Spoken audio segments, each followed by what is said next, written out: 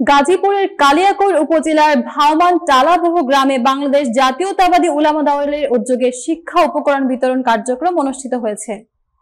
Multimedia প্রতিনিধি জুয়েল হোসেন জানান, রবিবার সকালে ভাওমান টালাবহ মাদ্রাসাতুল কোরআন ওয়া সুন্নাহ মাদ্রাসা প্রাঙ্গণে এই আয়োজন অনুষ্ঠিত হয়।